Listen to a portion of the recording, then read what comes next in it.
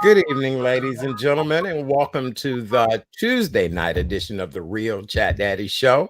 I am your host, Chat Daddy. Glad to be here with you guys on the second day of February 2021.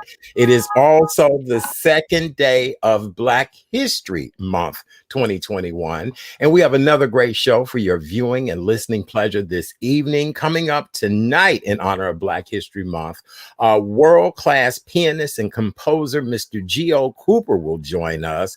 He's worked with a list of artists from the Isley brothers, Little Richard, Peabo, Bryson, Natalie, Chaka, Kahn, the S.O.S band. This diva sitting next to me, who's my co-host tonight, has the pleasure of knowing him as well. He'll be here tonight to talk about his amazing career, as well as it's the 150th anniversary of the famed Fisk Jubilee singers. And so we're going to talk about the impact that Fisk Jubilee singers has made on history and Black music history.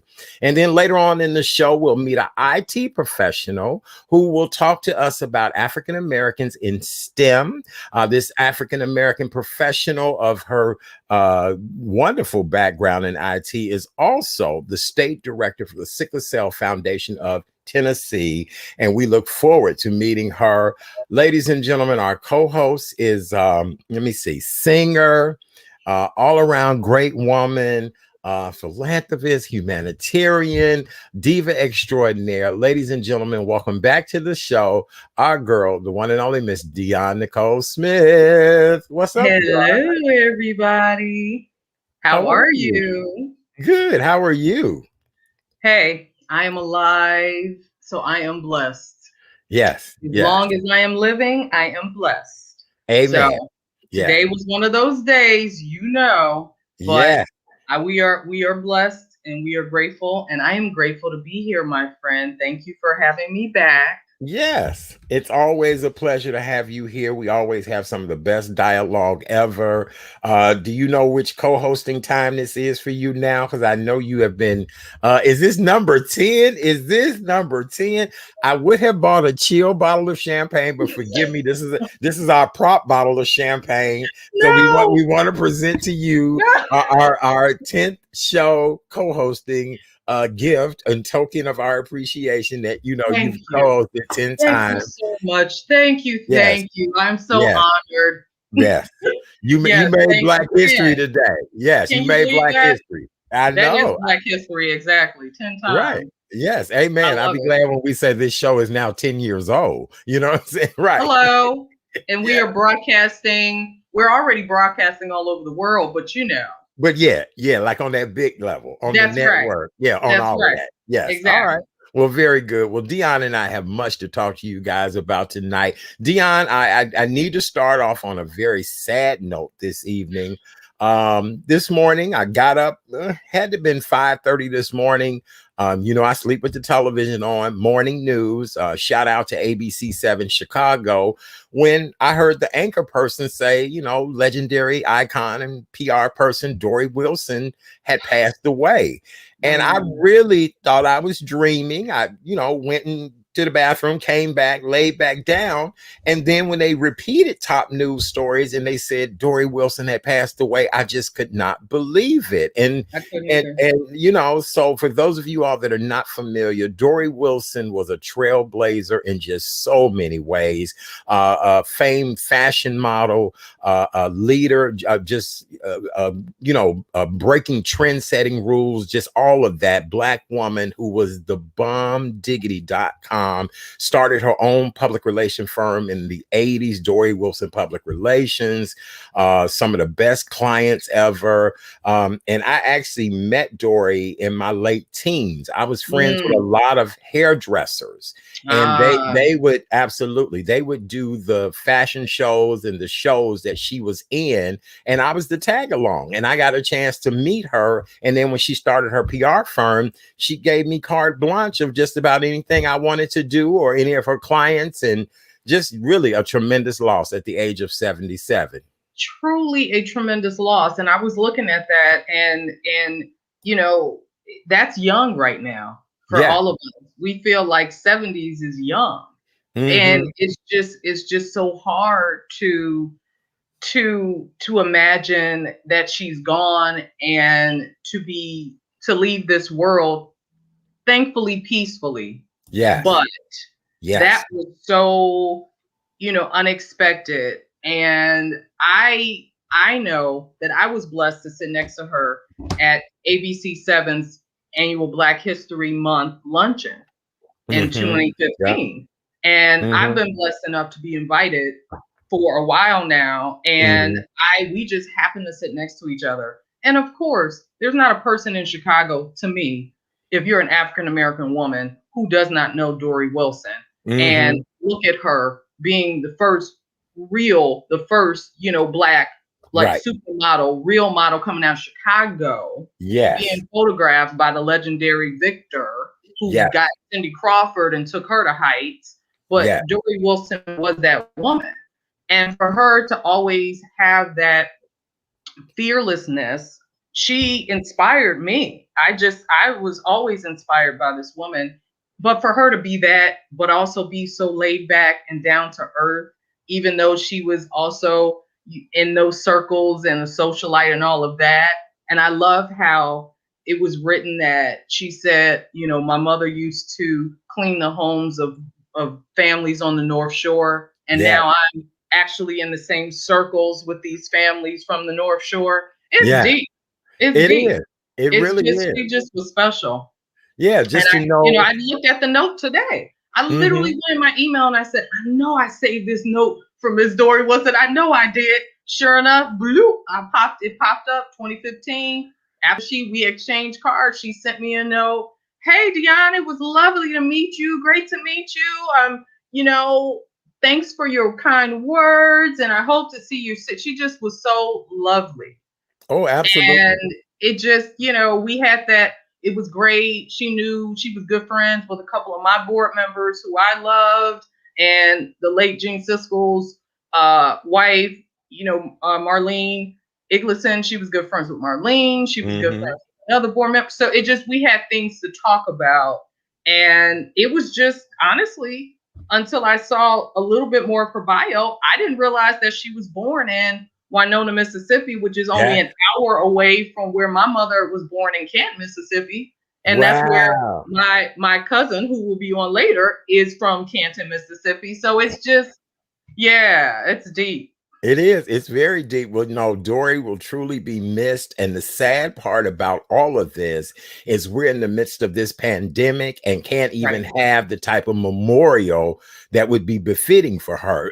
She would definitely feel First Presbyterian in any of these churches, with massive seating. Dory's services would command that because she just was that woman to all people, and just such a shock and a devastating loss. And just to go through social media today to read when people knew her, how they met her, all of that is just mind blowing to me. It really is mind blowing. Yeah, it's just what can we say? What a way to start the day. But you go, well, God, thank you that you allowed us to be in her presence. Yes. Actually be a part of her experience, and that we got to experience her while she was on this earth. Right. So that's really all you can say at this point, Right. So, yes. Okay. Yeah. All right. Well, with that being said, our thoughts and prayers go out to the family of the late, great Miss Dory Wilson. Just news that I was not ready for this morning. Again, thought I was dreaming. Once I posted on social media, my phone started ringing as early as 7 a.m. this morning of people that just were in shock about it. And so we are just so sorry about that. And God bless the life and times of Miss Dory Wilson. Yes. All right. Well, Dion, let's continue to move forward with tonight's conversation. There is so much for us to talk about. Our latest COVID-19 update numbers for today. Today, Illinois public health officials confirmed 2,304 new confirmed or probable cases of COVID-19. We have 47 additional fatalities, which now brings the total number of known infections to 1,000,000. 1,130,917, with now our statewide death total being 9,306 since the beginning of this pandemic. And so it's sad. It's sad, but it seems as if our death rate numbers are going down quite a bit, which I'm very happy about that. The number of people that are being, people being tested positive now, that does not seem as bad. I was looking at numbers down in Florida, and, they're still in the 9,000 and 10,000 people per day. So at least, we're looking at 2,304. Right. The biggest thing now is the COVID-19 vaccine, trying to get this vaccine into the arms of people, a lot of back and forth. Where are you at with all the latest COVID information? Well, it definitely, the trend, whenever I hear the numbers every day, I really we're optimistic, right? We're hopeful, we're optimistic. Right. Our numbers keep going down. The fact that we're at 5% now or something like that, right? Are we at 5%? And that threw me because they said we weren't there. We haven't been there since October? Yes. That just got me like, okay. And I want everybody to just think about it, because I'm not here to judge. I have my own thoughts. Other people have their own thoughts. And I want people to just do what's best for them. But saying that, because we all have to be careful. We do. And that means that regardless of how you feel, you have to do the basics. And I'm waiting for you for your demo. Yeah. Well, shall we do demo now, or we'll wait till later to do demo? It's a little early for demo. We can do demo now. Okay, so ladies and gentlemen, as you guys all know, we're a health and wellness show. That's our number one thing that we want to get across, no matter how many laughs, how much gossip, how much news and information we share with you all. We are a health and wellness show. And on this show, we remind you to please wear your mask. Tonight, my mask says spread love, not germs. Isn't that cute? Spread love, not germs. So make sure you put your mask on nice and tight. Oh, that's cute, Dion. Is that? I had to break this one out since I have my my little Afrocentric dress on. Yes, for Black History Month. Right, right. I had to bring this out. Very good. So make sure you guys cover your nose and your mouth. Just do not cover your lips. Do not use it as a chin hammock. Do not have it hanging like this. Make sure you cover your nose and mouth nice and tight. Make sure you wear clean, sanitized masks. If you do masks like this, clean them often. Spray them with Lysol, things like that. Also, wash your hands. Soap and water is the most important thing that you can do to wash your hands. If you don't have soap and water available, hand sanitizer will do. Just put some hand sanitizer in your hand. On this show, we call ourselves sexy sanitizers. And see, right, go ahead, Dion. Yes. Oh, go on. Oh, yours got a little Caribbean rhythm. Look, yeah, you're right. You look. That's my outfit. Yeah, yours got a little. It's the African rhythms work. Yes. All right, very good. Well, Dion did hers like that. All I know is make sure you dry your hands if you're smoking, lighting a candle, anything like that.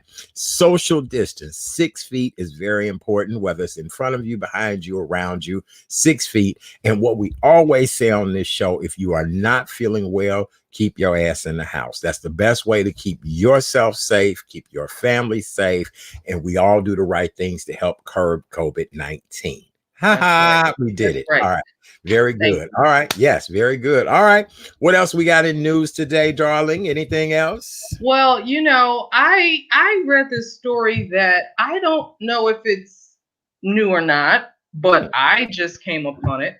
I love the fact that there are Black women who created their own eyeglass brand. And I know that they're not the first or anything. I still hear you. Oh, you still hear me? Okay. Yeah, you just froze up a little bit. That's okay. Okay, that's weird. Okay. It was like I didn't see you at all. Oh, really? Oh, I ain't that black. So look, I ain't that. Look. The weird thing. Yeah, I'm like, girl, I ain't that black. Oh my God. Right. I disappeared. You disappeared for a second. That's why I stopped talking, but that's okay. It happened. It happened. Look, so I was reading in Black Enterprise, and their brand is called Vontel Eyewear, a luxury eyewear brand that focuses on creating stylish brands with Black women in mind. So I just thought about them because as we are in Black History Month, and the two of us are glass aficionados. Yes, we are. Yes, we love our frames. Yes, you think about representation and seeing ourselves in these business spaces. And that's one huge thing that came out of course, all the protests and everything from last year, that continued conversation, even, obviously even delving into politics. We know we need representation on all levels. So when I saw that story, I said, oh my gosh, I have got to check them out and I've got to tell Art about this brand because I got excited. Just thinking about the fact that they went over to France for Fashion Week to see what was there and to put themselves out there. And they said because they literally only saw a couple of Black people in the whole entire space, they were happy that they made that decision to go because they knew they would not have found a distributor in the US had they stayed here and tried to actually launch their brand, which is just, kind of sad. A lot of times, isn't that the history? Look at James. You always go other places and then people appreciate you there. And then all of a sudden they appreciate you here. Yeah, well, I mean, if we look at Josephine Baker, exactly. if we look at Eartha Kitt, a lot of different people. Matter of fact, Thursday night, we're paying homage to Josephine Baker here on the show. Aww. Yeah, we're going to pay homage to Josephine Baker. Yes. That's lovely. Yeah, I just, I was looking at those things. And then also one thing that I know we can also bring up, not to, I didn't want to go to another, but these stories of inspiration, right? We look at Nia Dennis, that fabulous gymnast from UCLA, who she's been doing her thing for a while. So this wasn't the first time she had this stellar routine, because they talked about her a year or two ago when she did one to Beyonce. And then most recently, she did one about a month ago. And it was, she had all these different elements there of Black music. And of course, she turned it out. And everybody was tweeting and posting about how fabulous she was, rightly so, because she stayed true to herself. What I loved about her was that she said the fact that you saw her routine had a little bit of stepping in it. Yes. And she talked about the fact that her father was a Sigma, and she wanted to integrate that. And that was a nod to her father and like in honor of her father. And I love it. That's the thing. It's like Black history is American history. It really is. Period. We know it. It's American history. And that's the beauty of what is now open in Nashville. And we can talk about it later. But that is the beauty of the National Museum of African American Music that is now open. Just open on Dr. King's birthday. I know. I'm so happy about that. A trip to Memphis. Me too. We look, we need to make a trip to Memphis to be able to go see that wonderful. Nashville. I'm sorry. Yeah, I'm thinking Stax in Memphis. Yeah, but you're right. Yeah. I am so excited because I was there and I was able to attend a concert March of 2019. Okay. That was a fundraiser for Fisk. That was their spring show, the Fisk Jubilee Singer Spring Show. With India Irie in March 2019, because she has a relationship with them. She loves them. She has a relationship. She started a relationship with them. And they had this fundraising concert that was in Nashville. And they were promoting the museum at that time and continuing to raise funds. And it was just wonderful to know that even though it was supposed to have been fall of 2020, they finally got it open.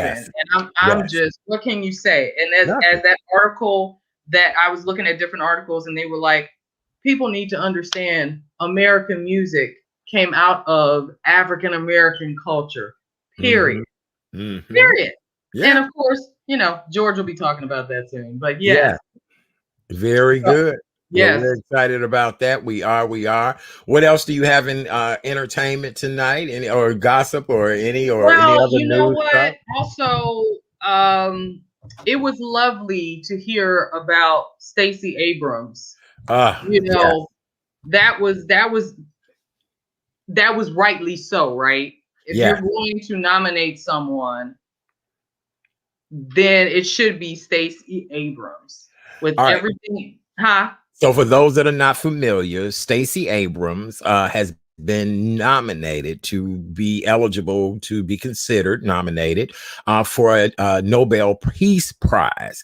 And this is quite the feat, ladies and gentlemen, just to be someone considered for a Nobel Peace Prize is nothing to sneeze at. It's quite an honor, quite the honor. And so, Dion, okay, now that everybody's up to speed on that, continue with what you were going to say. A lot of times we started talking in the audience like, huh, what? So I had to bring them up. You know what? I know. I'm sorry. We do. Right. Being good friends. I know sometimes I have to pull myself out. Right. Because I'm like, you done told the story. I'm listening. I'm like, but for the person that's sitting there that don't know it, I'm like, here we go. So go ahead, Dion. I set the story up. There you go. That's what this is about. What I was gonna say is it's always wonderful to see individuals that look like us that are even considered, because you think about Dr. King and how young he was when you think about that. Because I was thinking about Stacey, and Stacey's in her 40s, right? She's in her 40s. So obviously that's young. And I was thinking about the age, like, oh man, but then I thought I had to go back and think, well, Dr. King was even younger. Like, he was even younger. Right. So you think about how much, and you just look at the breadth of what we're doing in the world right now, which has always been happening, right? The brilliance of Black people in this world.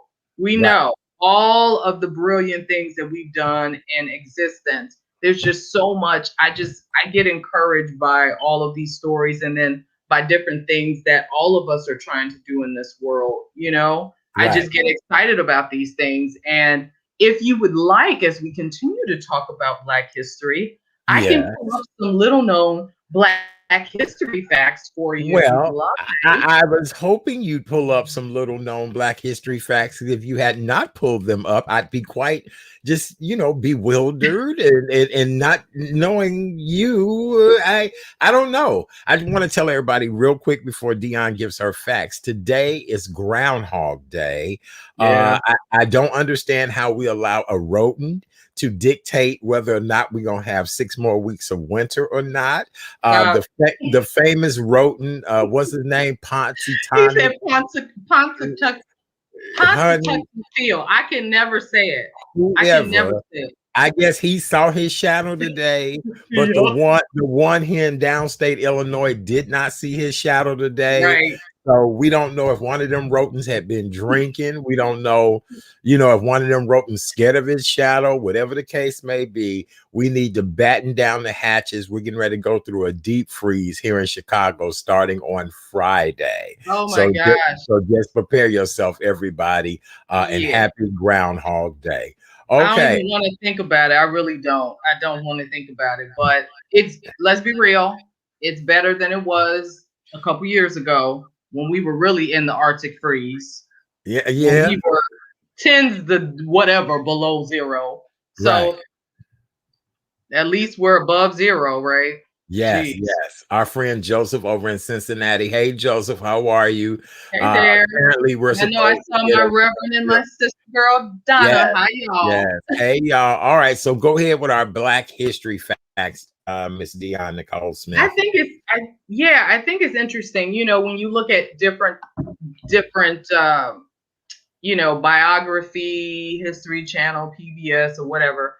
It's always good. People will pull out certain things that but at the same token, it's always great to see some of these other facts that come about you didn't even know. Like, for instance, during the 1930s, painter Charles Alston founded the 306 Group, which convened in his studio space and provided support and apprenticeship for African-American artists, including Langston Hughes and Augusta Savage. Really? Which I think is interesting because, back in the day, let's be real.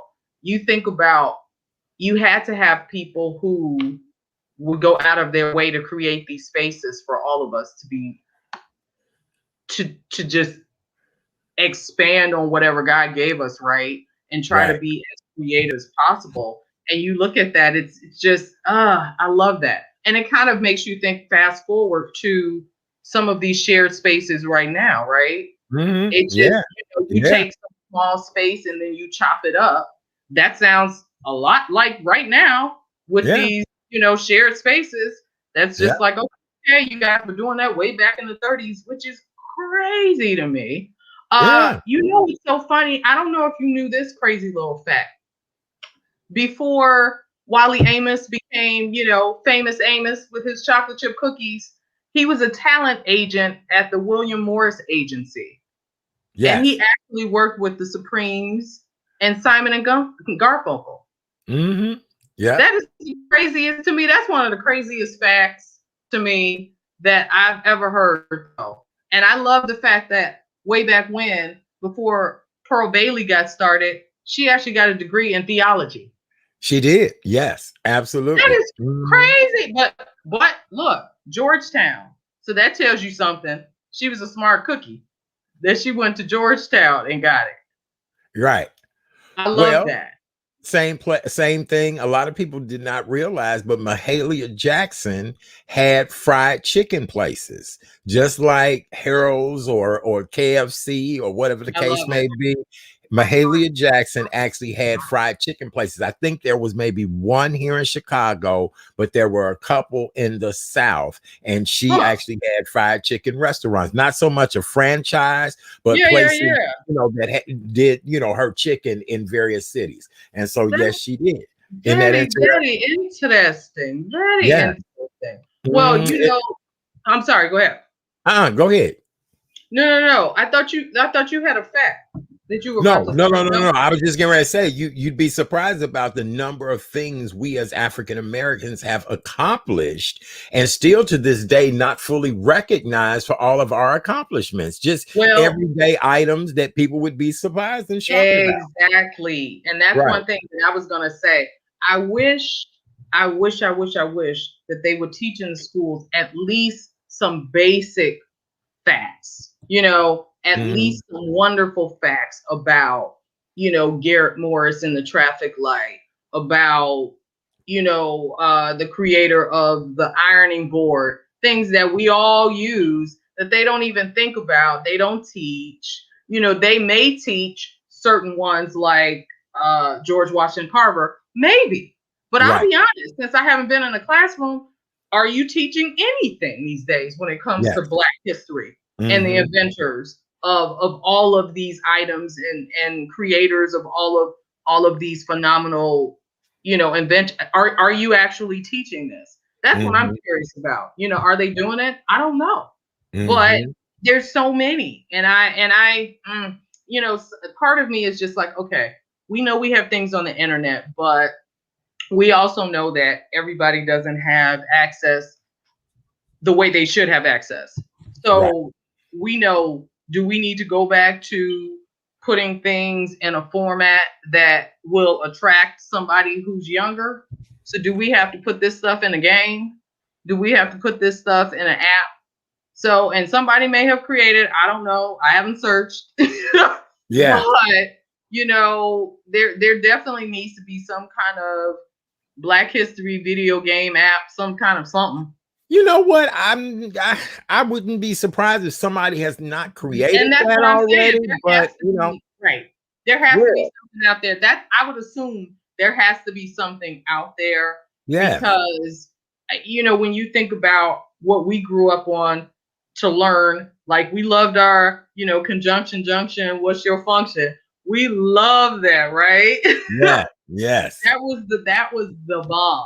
So we loved all that stuff, and I'm assuming and thinking, and to be honest with you, one person that sticks out to me that I do remember is the legendary Disney legend Floyd Norman, who I had the beauty of presenting at the Film Center, his documentary, and he and his lovely wife, Adrienne, are just phenomenal. And they're so incredibly creative because she's an illustrator for Disney. And he, did all these projects with his partners for TV. And I know they were Black History moments back in the day. And a lot of people were not trying to hear him. But he was doing it with his partners back in the day. Right. And they really didn't want to back him. They didn't want to support him. So I'm thinking about that. I'm going back to that. But I would love to be able to, I'm still in contact with them. So I should reach out and ask, can you find your own material anywhere? Can we update it and make sure that people now, this generation, knows exactly what's what? Because that, to me, is the biggest problem with our new generation. They don't know the history of people who were before them. They don't know the trailblazers. Here's the deal. I knew who a Dory Wilson was. I guarantee you there are a lot of people much younger than myself that are PR people, have gone to school for it. They don't know a Dory Wilson. And really, she was a trailblazer, groundbreaking in many, many ways. So, you're right. Our history needs to be really preserved as much as possible. Great job to the DuSable Museum and any other institutions that are keeping our history. The Smithsonian. Have you had a chance to go to the Smithsonian yet? That's a sore subject, and I think we talked about this last year actually, because when Commander Idiot was still in office, I took my mother to DC January 2019. Oh, wow. So excited going to the museum. Now, my mother, she had already been there a couple of times, but she wanted to still go back. And I was just excited to go because I've been blessed. And there's this, everybody, if you have not had a chance, and if you can't go to DC, get down to Jackson, Mississippi, because they have a phenomenal Black History Museum that was connected, or they worked with the Smithsonian. So it's dynamic. So I saw that in 2019. But no, I didn't get a chance because Commander Idiot, remember, he didn't want to pay workers. Remember, they shut down all the parks? Literally, the day before I was flying out, or the day we were flying into DC, they shut down the parks and the museum. So I have yet to go, which hurts. Yeah. Well, you've got to go. It is an amazing place. I know it is. I actually started at the top of the museum and worked my way down. And by the time I got down to what was exhausting emotionally to everybody, it was so overwhelming to me. When I got done, I had to go back to the hotel and take a nap because the emotions, the energy, everything. So I'm hoping you're able to do that trip sometime soon and do it, because it is a wonderful place. The Smithsonian, African American Smithsonian Museum. Yes, absolutely. And I was just going to say, I wonder what's going to happen with Museum of Science and Industry, because MSI has a new leader, right? Black woman, Black female leader.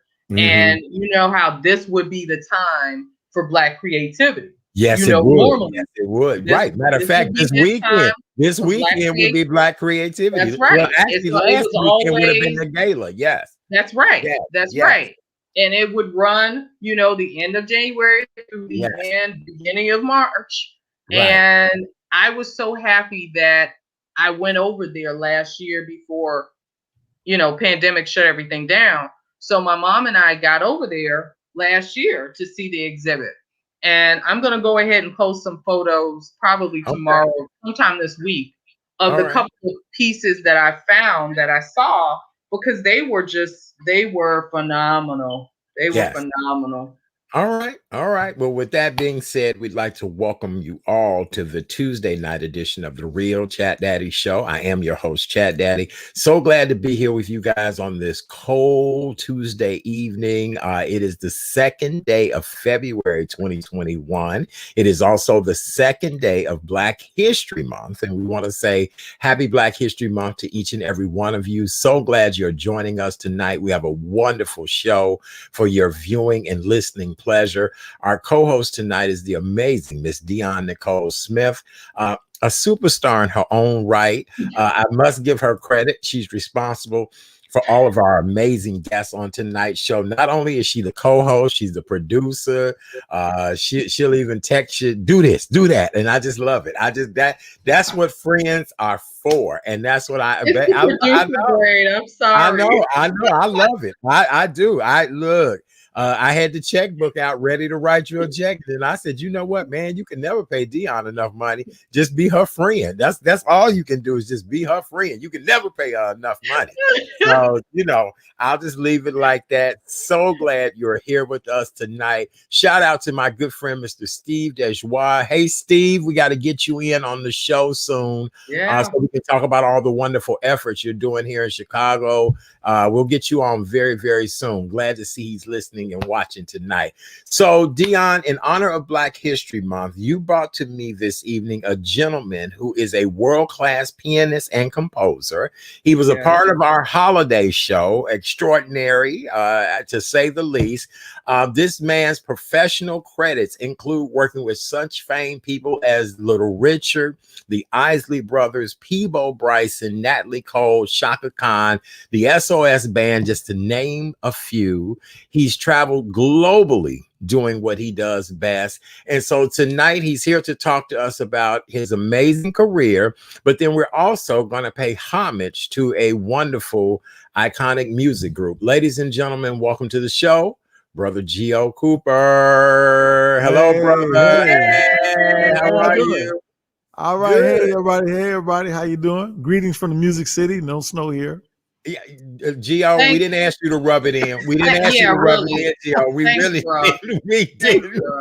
Really. But glad to see you tonight. How's everything? No, you didn't start off with no snow. No, look, Dion, we on a flight first thing in the morning. Wherever he is, we're gonna be there with him. Yes. I know, but y'all all y'all got was 11 inches. Chicago could deal with 11 inches. We've had 20 inches before. 11 inches. It's a pain, but it ain't no thing.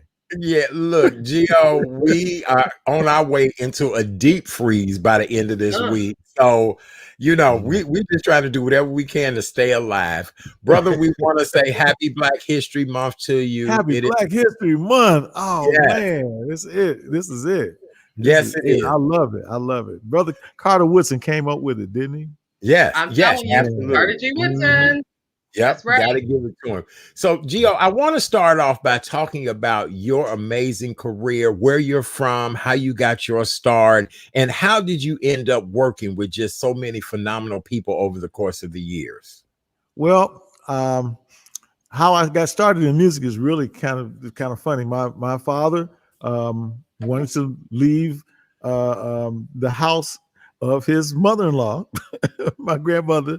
We were living in her house. She had a 2-flat on the west side. So we moved over to the south side. We moved to 71st and Cottage Grove, and the people left the piano in there. And so in the 60s, one of the big things was getting your kids piano lessons. So they got my sister piano lessons, and I was younger. I was like 5 years younger than her. And I wanted to do everything my big brothers and sisters did. But I would go to choir rehearsal with my mother and my father to church and stuff. And I kept hearing this music, and just being, a little 3-year-old, 4-year-old, I started hearing how things were put together, especially at choir rehearsal. Because in choir rehearsal, I just realized this recently. They was, the altos, you practice your part. Sopranos, you practice your part. So I was hearing how harmony was put together. So harmony and chords, that theory has never been a mystery to me. And very early on, I was able to watch the keyboard player, a lady who's recently deceased, her name, Geneva Pollock. She was the pianist there, and she was a great pianist around the Chicago area for a while. And one Sunday she left the organ, and they were playing "God of My Fathers." I could just hear her playing those chords, dun, dun, dun, dun, dun, and I went over to start playing the chords. And she told my mother, "I think you better give him some piano lessons." Right. So that's how I started. Really? Yeah, so basically self-taught is really what you're saying. Not so much self-taught, just I had that ability. And then, just when you're so young, That's when the brain is just so open. And that's why I'm such a proponent for kids to start taking music lessons at age 2. Yeah, very early. Those things, the brain is just firing up, is making these new pathways, these neural pathways. It's really the time when cognitive development is just off the charts. Mm-hmm. And we're losing a lot of that with our kids because they're not getting the proper kind of instruction and exposure to things. Mm-hmm. So, but I was fortunate. I got it, and it manifested in music. And then I had some role models along the way. I don't know if people remember this, but early on in the mid '60s, they had Leonard Bernstein, the maestro of the New York Philharmonic. He had a program called the Young People's Concert, and he would play these classical pieces and explain them. And one Sunday, he had this young man on who was 15 or 16 years old named Andre Watts. And Andre Watts had won a concerto competition with the New York Philharmonic. And this young black kid came on, and he played this big Liszt concerto right there on television. And I was already playing piano, and I saw that, and that was the image in my head. I can do that. And so I started on that road, that path to becoming what I thought was going to be. I thought I was going to be a concert pianist. I wanted to play that music, and I still love that music. And I followed that all through elementary school and high school. Got some really good teachers. My mother invested in me. She bought me a grand piano when I was 15. She said, "That's the last gift you're gonna get from me." So she bought me a big ball. It's sitting in my living room right now in Chicago. A 5 foot, not a baby grand. She bought me a grand piano. Oh my God! Lionel Hill, went to Lionel Hilly and bought this grand piano. And so, I was on it. And then my teachers in Chicago, like my teacher in high school, Dr. Robert Ekstrom at Lindblom, and then my all-city choir teacher, who was Irving Bunton. They were just really great mentors. And so, and then my piano teacher, his name was Fagan Teverba. And I used to have my piano lessons at 6:30 in the morning at the Fine Arts Building downtown. And so, yeah, that was the only time I could get, 6:30 in the morning. So Saturday mornings. And so I got a really great education in music, and I was ready to go to school. And then 2 of my friends talked me into coming to Fisk University with them. Okay. And that was just a phenomenal move. God just put me in the right place to go to Fisk and that's like the birthplace of Black music. Yes, and that's tonight what we're going to talk about is just the amazing history of the Fisk Jubilee singers. My maternal great grandmother would talk fondly about the Fisk Jubilee singers. For people that are not familiar, please explain the group to the audience. Well, the Fisk Jubilee singers are still one of the oldest choral ensembles in America. They started actually as the group that they are now in 1871. So you have to think about the Civil War was finished in 1865. So 6 years after the Civil War, 6 years after slavery, and most of those kids in the Jubilee singers were slaves. 6 years after slavery, they set out on a trek to try to make enough money to save the school. Now, what a lot of people don't understand is that they were already singing. They were already an ensemble and were quite successful singing, among other things, Handel, like Hallelujah Chorus from Handel. They were singing the cantata of the Esther. They had a big reputation in Middle Tennessee for singing that, but they weren't singing Black music. They didn't want to sing that music because it was so personal and so painful. Those Negro spirituals we're talking about. Mm-hmm. And so when the school was about to go under, the choir master took his 9 singers on the road against the wishes of the administration. They said, "Oh, you're going to go to the same places we're already going to." He said, "Look, I'm not counting on y'all. I'm counting on God." So he took the singers out. They hardly had any clothes to go up north. They took a train, went to Cincinnati, gave their first concert. They left October 6, 1871. They had their first concert October 8th, 1871. That date should mean a lot to Chicagoans because that night the Jubilee Singers made about $50, but they heard about a horrible fire in Chicago. And they gave all the money that they made, even though they needed to make money for Fisk, they gave all the money that they made that night to the effort for the relief effort to Chicago fire. That's crazy. That's crazy. Right. And I believe God gave them favor because they were so selfless. Yep. And so they went on a trek. They followed the route of the Underground Railroad and gave concert after concert. But the take was, kind of light, $50 here, $70 here. And often the choir master, his name was George White, he would have to go ahead of the troupe to make arrangements for a new concert. So the troupe was really self-contained. And two of the people in the troupe were really the leaders. The guy that was the leader was a guy named Benjamin Holmes, and they looked at him as like the big brother of the group. So he could be the one to tell them, look, y'all chill out, stop this, let's get together, let's get this together. But the other leader, the musical leader, was a lady named Ella Shepherd. And Ella Shepherd had been a slave on Andrew Jackson's plantation in Tennessee. Yeah, right. Remarkably, her father had bought his way out of slavery. How you do that? How do you buy your way out of slavery? Right. Then he paid her way out of slavery and tried to pay the mother. But of course, the slave master said, no, I want to keep control on you. So I'm going to keep the mother. So the father was like a blacksmith and the daughter was so it got kind of tight in Tennessee. And people told us, you better get out of town. So he moved to Cincinnati. And when he was in Cincinnati, his daughter, kind of like I did, showed musical talent, so he got her piano lessons. She had to sneak in the back of this German lady's house because she didn't want them to see this Negro coming into her door.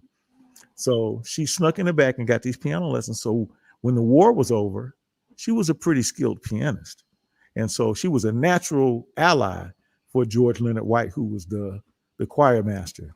Well, when he would go ahead of the group, she was the one that was rehearsing the group.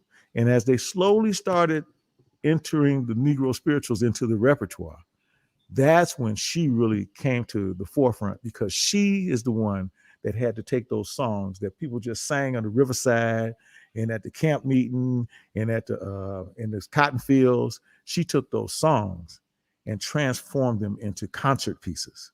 She's the first composer to take the Negro spiritual, the sacred songs of our ancestors, and the basis of all of American music. She's the first composer to take that music and shape it for concert presentation. And it's a little known fact. She's like one of those hidden figures.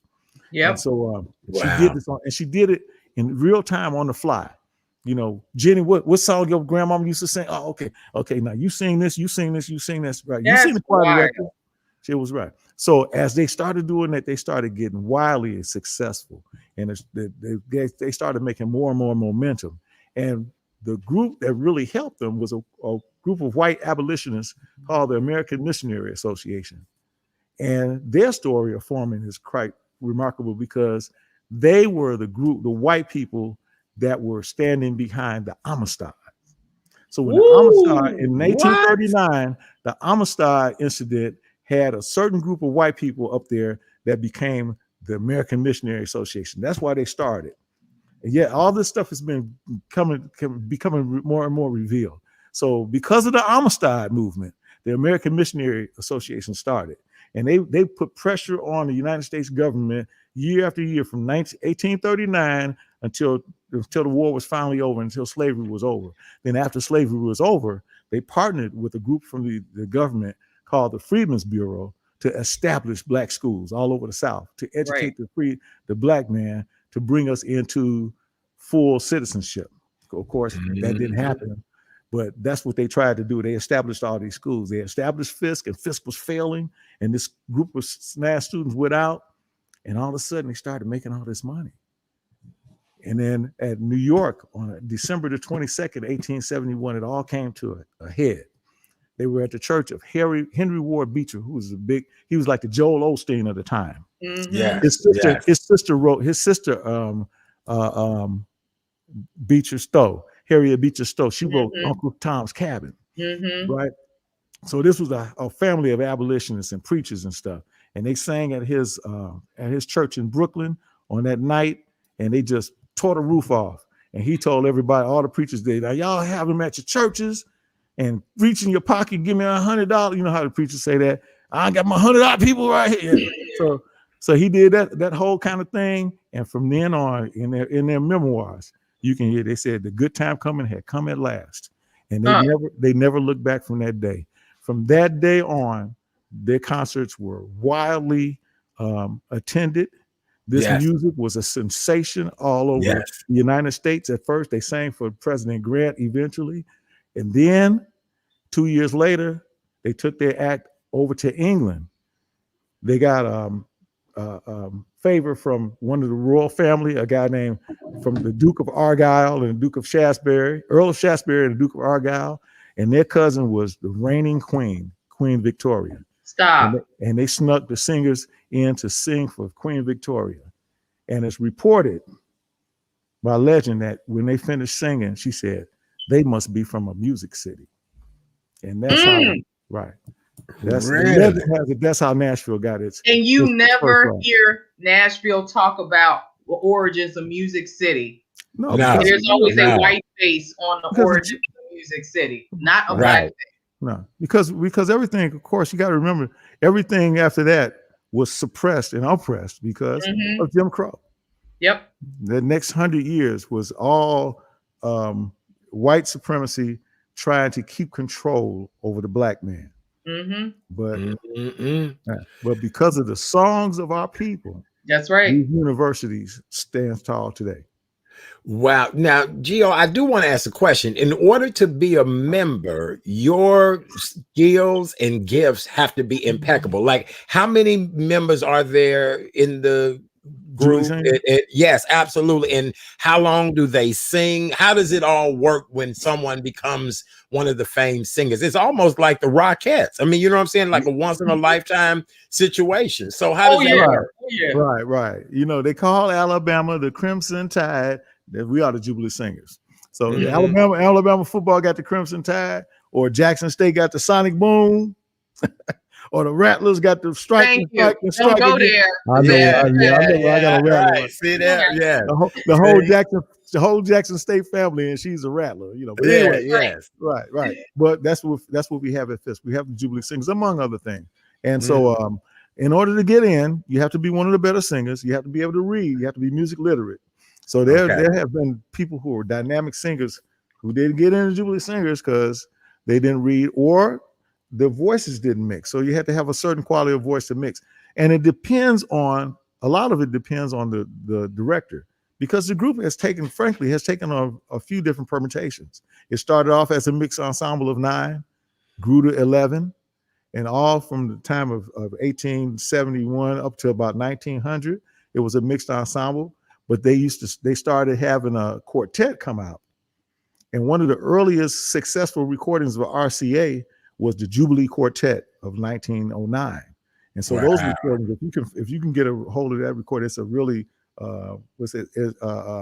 it's really valuable. So from 1909 till about 1947 or so, the group was almost exclusively male quartets, quintets, sextets, right? Yeah, and so, but even then, people like Maurice Ravel, the great French composer, commented on how great this group was. The sound was impeccable and all this stuff. So when I was in the group in the mid 70s, the makeup of the group was a little bit top heavy. We had like 6 sopranos, and man, oh my God, when I walked in that rehearsal that first time, I had never heard anything like them girls. We had 6 sopranos, about 6 altos, 5 tenors. And I was fortunate because we had like 3 basses that year. All the basses had graduated. And it's kind of funny, right? So he like, I won the lottery. I won the lottery. And you know, I could read music because I was a pianist. And my voice had just changed maybe like the year before that. So, you know, I had a friend that talked me into going with him, Sherman Tribble. A lot of people know Reverend Sherman Tribble around here. Just a great, deep, he was, as soon as he opened his mouth, he got in. But me, I had to sit on the other side of the room. The apprentices sit on the opposite side of the room. Sometimes, you know, you get some music. It's like they throw the music, hit, catch it, you know. You ain't got no music. I'll just listen, right? So all of it till the first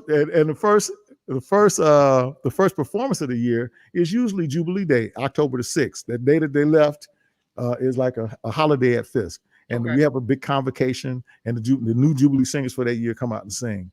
And so October 5th or 4th, something like that, Mr. Kennedy looked at me and said, Mr. Cooper, will you join the singers on this side of the room. I was like, it's about time, because y'all, you got it. Oh my God. It was like he was looking for somebody else to come in and say, well, wasn't nobody else coming. Nobody else was coming. Like, it's me. It's just me, bro. So that's it. Right. And so I got in, and I immediately, we went to Chicago. That was my first flight, was to Chicago. We sang with Natalie Cole at the Auditorium Theater. We went to Brown University. We went to California. It was just a whirlwind, it just changed my life, Oh, wow. Yeah, wow. It was a spectacular. You ended up creating a groove. You were part of Autumn. Yeah, well, after I graduated from college, after 6.5 years of Fisk, that's all right. I wasn't trying to leave Fisk. Right. The ratio at Fisk was 5 women to every 1 man, and the rumor was that it was 9 to 1, and they were all fine, and they all like doctors and lawyers and stuff. Fisk was incredible, and so I wasn't leaving Fisk. My father came down there and he said, "Boy, I see why you ain't leaving." I said, "Thank you, I ain't leaving." So my fat brother finally said, "Man, the object is to graduate." So I said, "Okay." So I finally got my degree, and I was like, "What am I going to do? I got this degree in classical piano, but it's not like I can just knock on the door at Orchestra Hall. Here I is. I'm going to play my Beethoven." Right. But one of the guys who was in Jubilee Singers with me, a guy named Tony Wells, he had gotten a little record contract down there. And I had written this song with another girl that taught me, the other girl that taught me into coming to Fisk, Denise David Runner. She's a physician to this day. We wrote a little song called Shadow, and he recorded it. We went to the studio and I played it. And when I heard the playback the first time, I was like, "Oh, I could do this. Man, this is a career."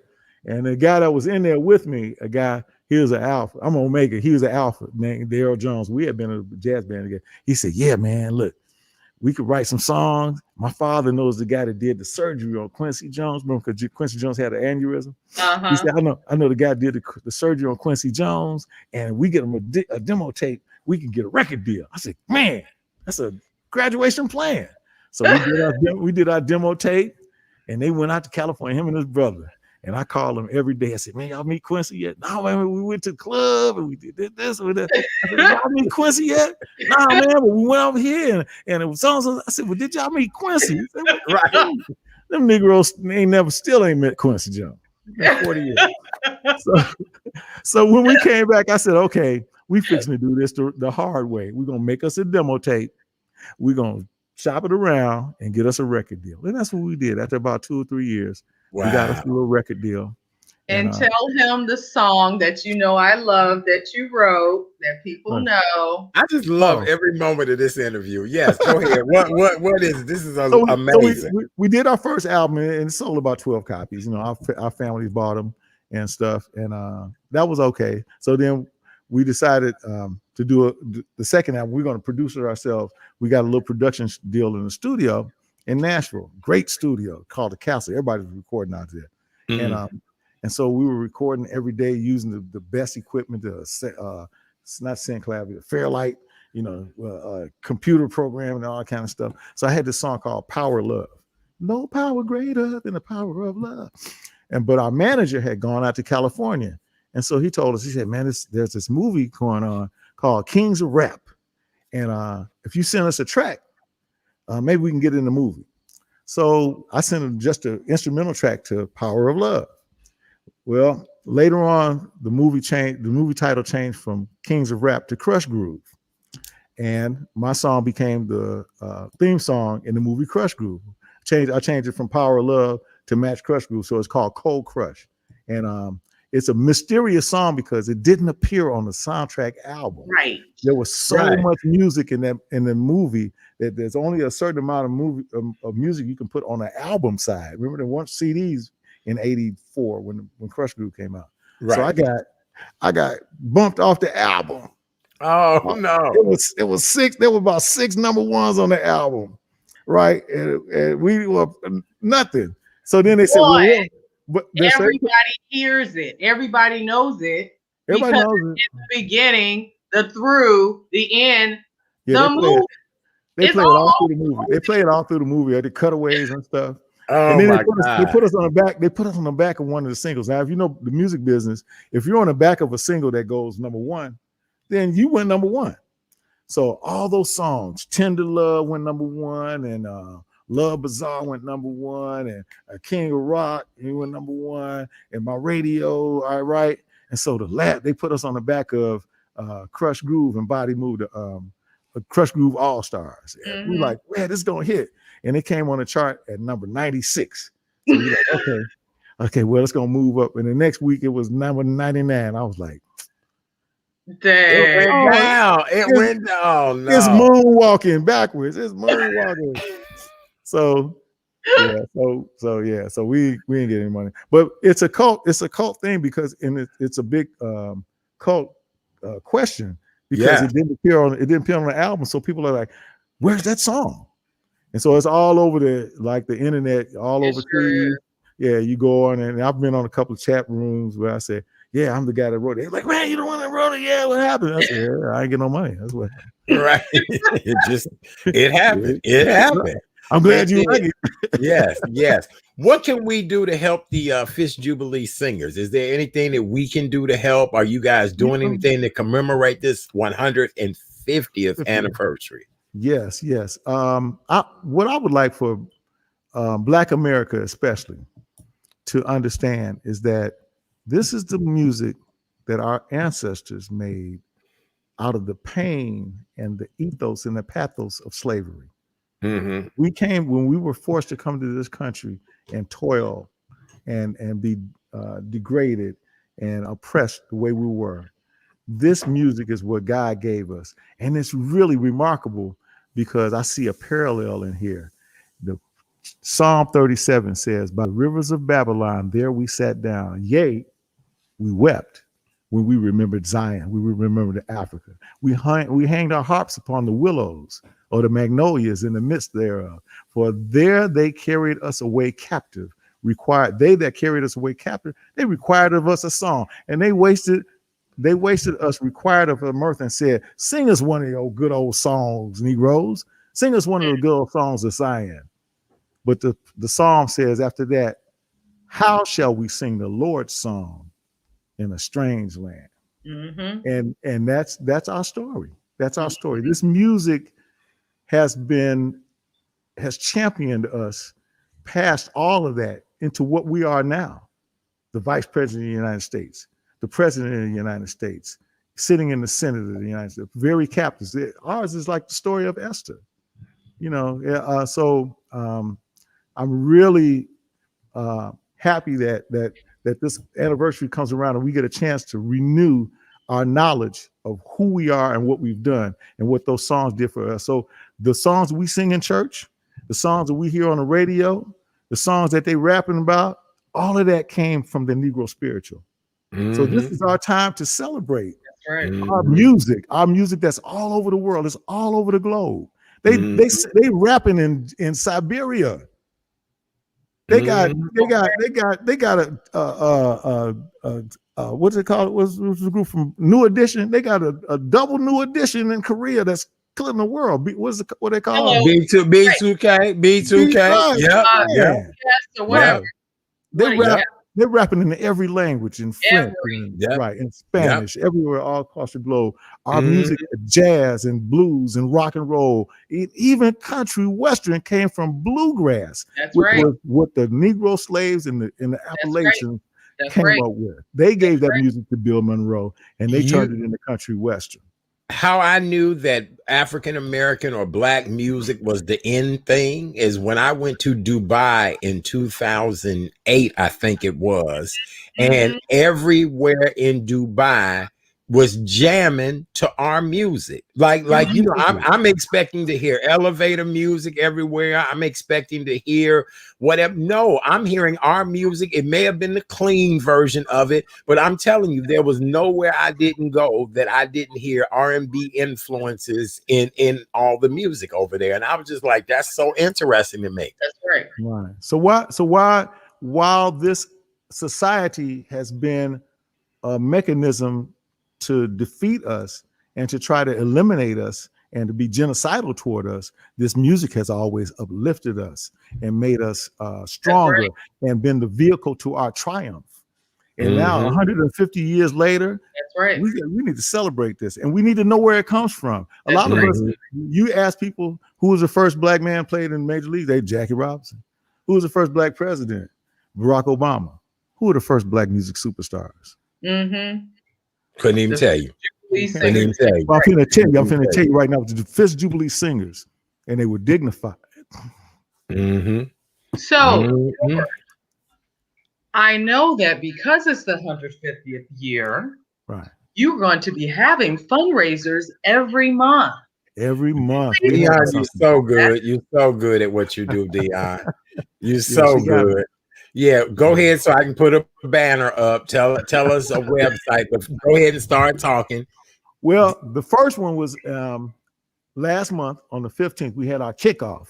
We had a virtual give-a-thon. And our Jubilee Singer alumni from years back all came together and performed like they say in church. They all came in their own way. And it was well done. Great. Oh man. And we got some people that can sing. Ooh, Kim Fleming can sing. Jocelyn Fort Kill can sing. Holland can sing. We got a homeboy here, Kendo Slice. And he's a rapper, and it's like his rap is off the chain. Very talented. I was pleasantly surprised by him.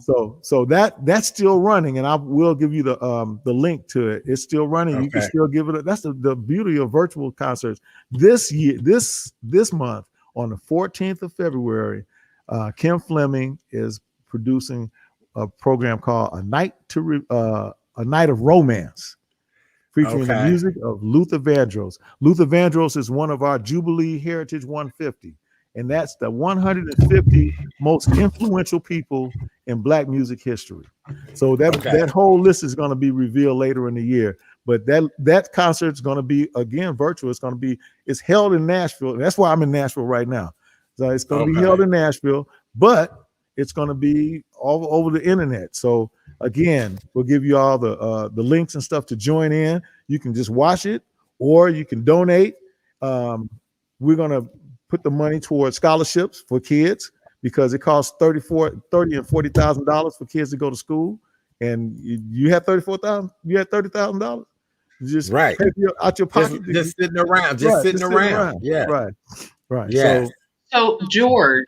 Yes. Can people go to Fisk Jubilee Singers or Fisk University to get more information since you don't have a link right now? Oh, of course. They can go to fisk.edu. That's straight to the Fisk University website. Our Jubilee Singer alumni is fiskjubileesingersalumni.org. Can we put that up? What you want me to put the fit? Send a message, Dion, and I'll put it up here. Yes. Send a message and I'll put it up. Yes. Very, very, very good. Fisk Jubilee alumni?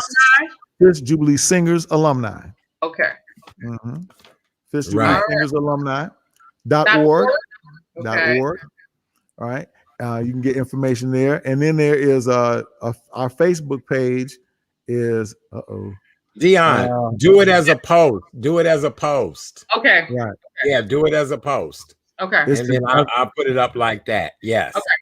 Right. Yes. I do believe the Facebook page is Fisk Jubilee Singers 150th anniversary Facebook page. Well, right. I will just try to grab this. Okay, we gonna put it all up before the show is over. Geo, I understand you're not leaving us tonight. We're actually spending our entire evening in Nashville, Tennessee. We Chicagoans are quite upset that these people have no snow, and they have not sent me any Nashville chicken. So I may end the show right now. I don't know. Yes, I just may end this all right now because they have not sent me any Nashville hot chicken.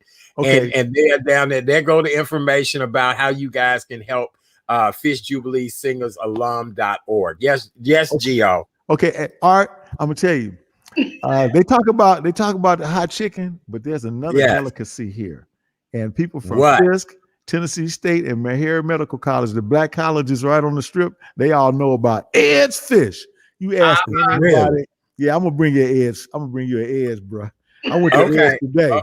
I couldn't wait to get it. The first move that you make, if you're a Tennessee Stater, if you're a Fisk guy, the first move when you get off the highway, you go directly to Ed's. Oh my God. Okay. All right. Well, with that being said, let's bring our next guest on.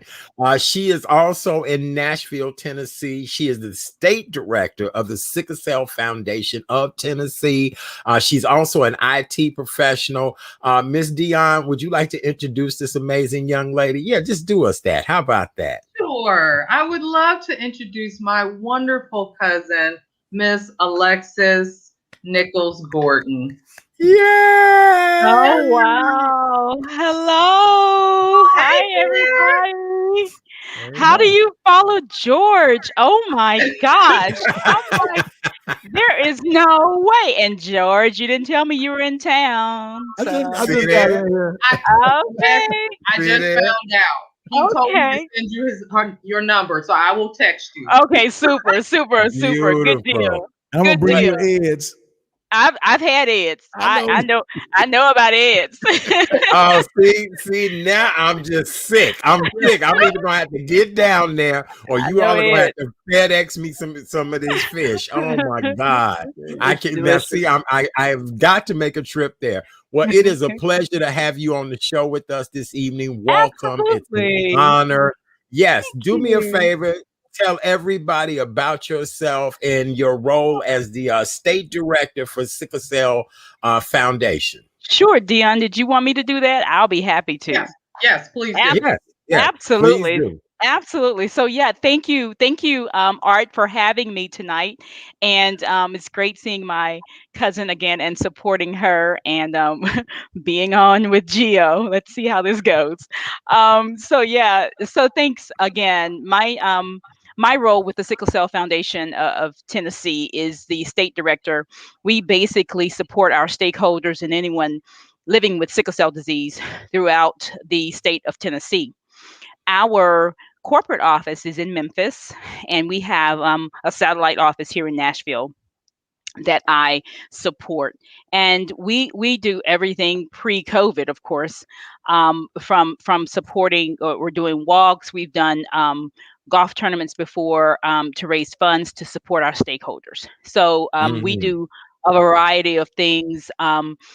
If you don't know some of the statistics on sickle cell disease, about 1 in every 100,000 individuals, African Americans living in America, for instance, has some form of sickle cell disease, whether it's a trait or whatever. So we're pretty much all subjected to it in some type of way, or we know someone typically that has sickle cell disease or some form of it. So we serve in that role. Why this is important to you? Can you tell your story? Oh, sure. Absolutely. So for me, sickle cell disease is a labor of love. I live with sickle thalassemia. That's a version of sickle cell disease. I was gifted that from my father.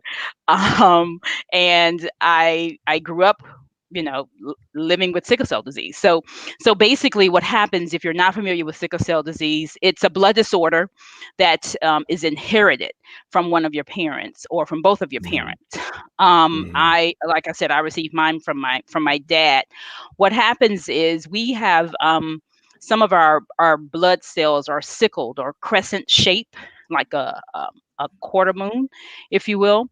They don't last as long as round blood cells like everyone else has in their blood cells, right? So ours last anywhere from 20 to 30 days.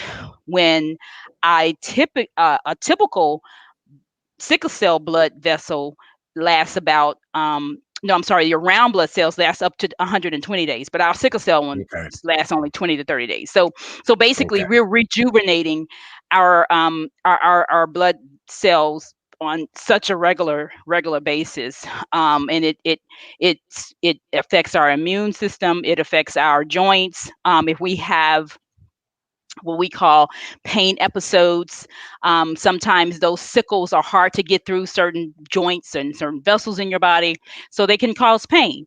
However, I'm blessed, highly favored, and have been able to live with this disease and live through the pain and live through, uh, you know, practically a normal life. Practically a normal life.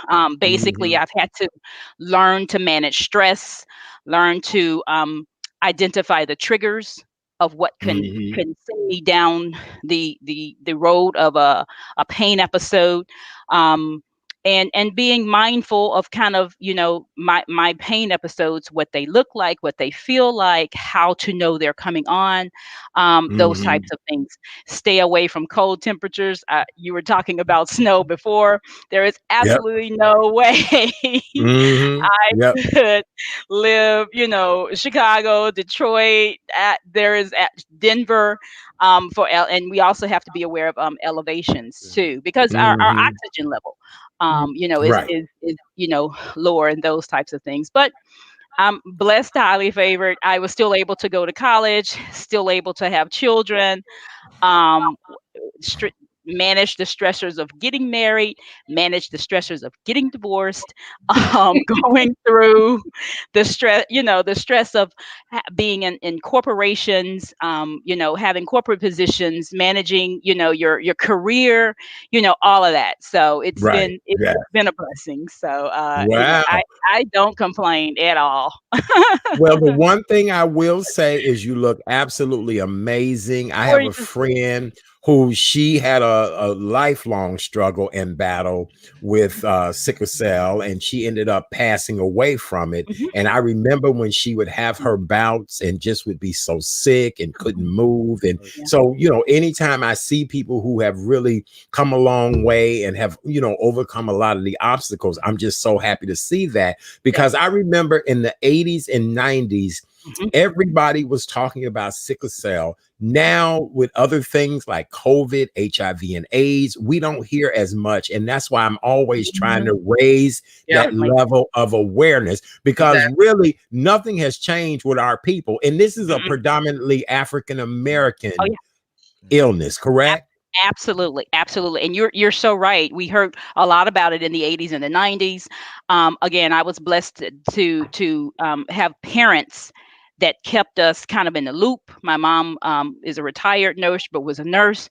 So I was privy to some of the latest and the greatest information about sickle cell disease. And she also said, made me an advocate for myself, because I had to go away to college. I went away to grad school. I moved away to work. I went away for co-ops and those types of things. So yeah, it's you have to advocate for yourself, and that's one of the things we push with the Sickle Cell Foundation of Tennessee, is being an advocate for yourself, going in, and if you have to educate the physicians, that's what you have to do.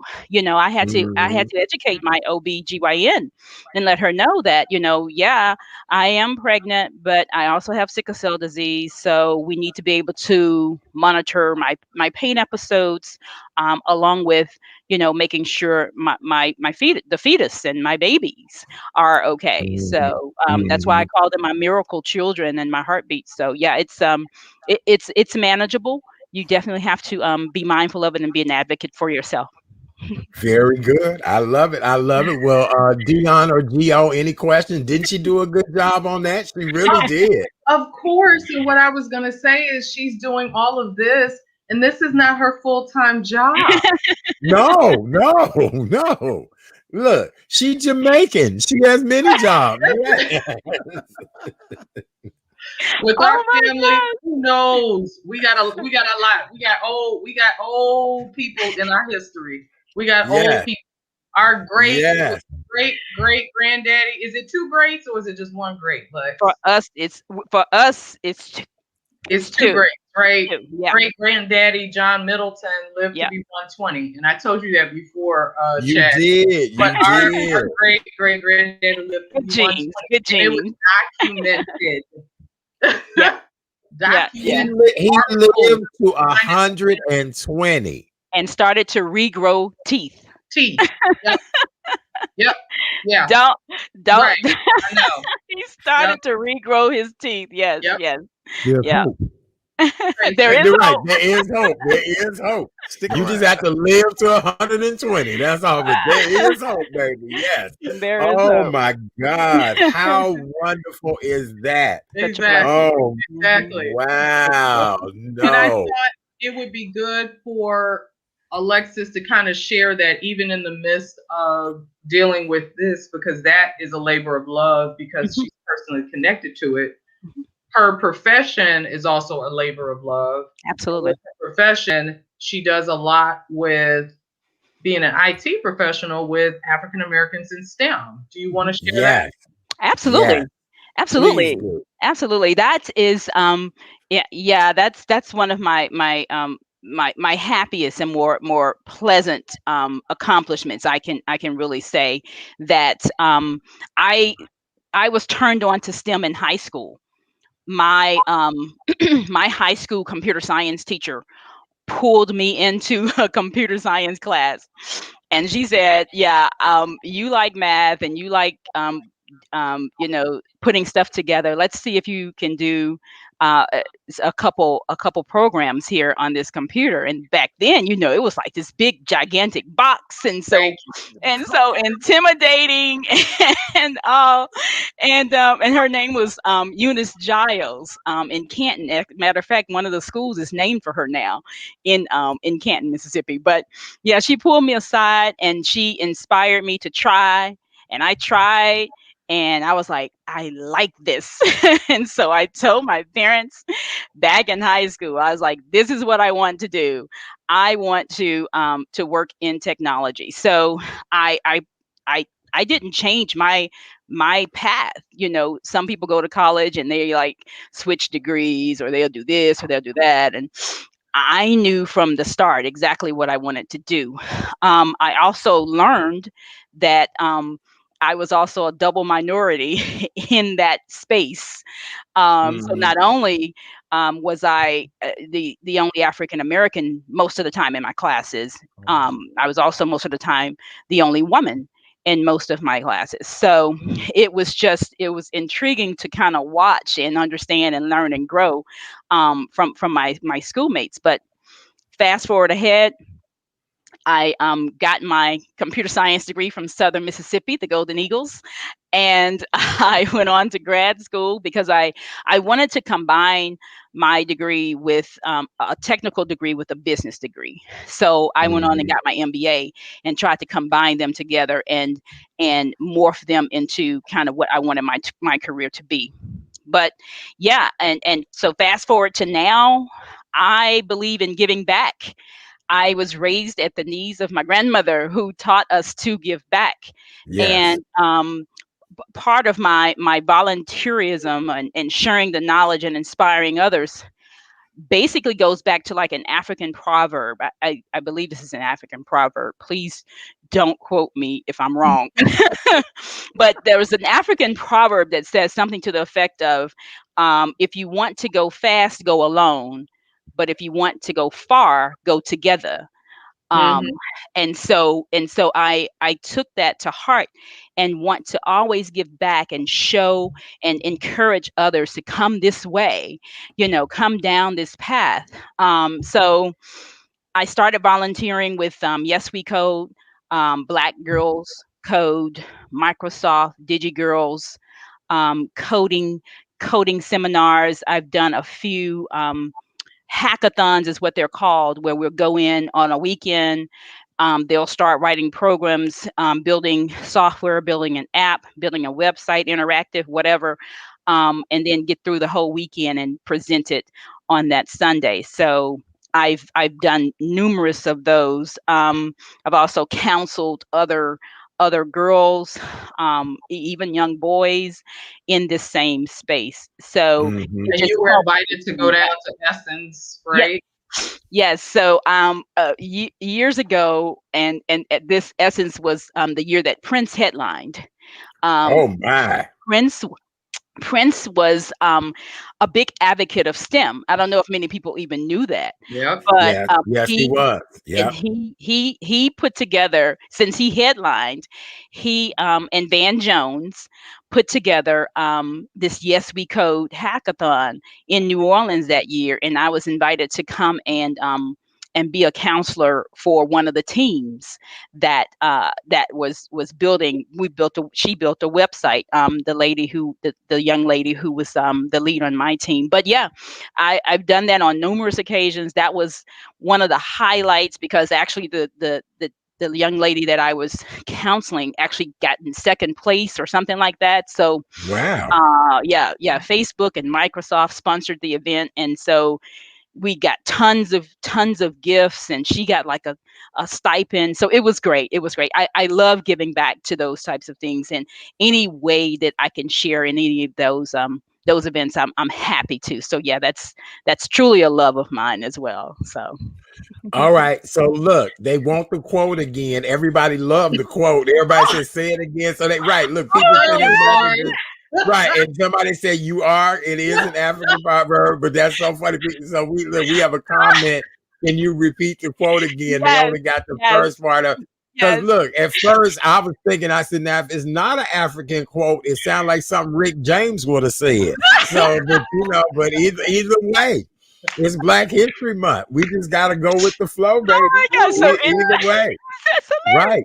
So it does. It is an African proverb, and it says that if you want to go fast, go alone. So you know how people will go, really fast, and they'll do stuff on their own, and they'll accelerate, and they'll get far. They'll get there fast. They'll get there really fast. But if you want to go far, you go together. So that's one of my volunteerism quotes. So I'm glad I got it right, but it's one that I stand by. Yeah, and my boy Rob, he co-signed. He's like, yes, Alexis is correct. Yes, thank you, Rob. We appreciate you. If not, I was gonna credit Rick James. I was gonna credit Rick James for that, but okay. I'm glad Rob verified it. Thank you, Rob. Yeah, absolutely. Yeah, amen.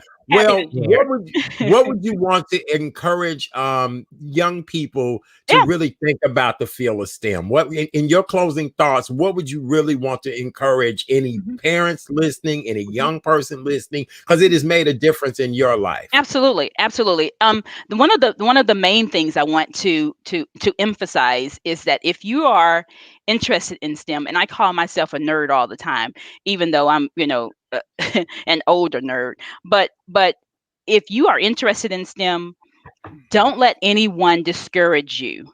No matter what, go towards that goal. Reach out to others. I mean, mind you, my parents didn't know what technology was or computer science at the time, but they supported me. They were like, sure, go ahead and figure it out, because they definitely couldn't help advise me. But yeah, if you are interested in STEM, please know that there is a space for you. Create your own space. Know what you intend to go and do. This is a great field. It can be expanded in so many different ways. It spreads across all industries. You can do IT in retail. You can do IT in manufacturing. You can do IT in the medical field. You can do pretty much IT anywhere. It has provided a sustainable living for me. It can be comfortable. You can excel in it. I love my career because when I had kids, I was able to ramp off. If I'm probably dating myself when I say ramp off, but ramp off of corporate America, have my kids, and then I was able to ramp back on. So that's allowed me to do that, and I'm eternally grateful for that. And STEM is what did it. So very good. Well, if nothing else, I received a couple of text messages that said we all are wearing fabulous eyewear tonight.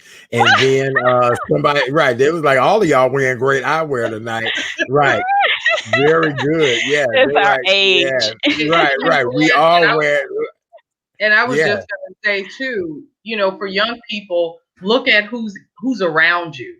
Definitely. Maybe you don't have somebody right in your house, but maybe you've observed your neighbor.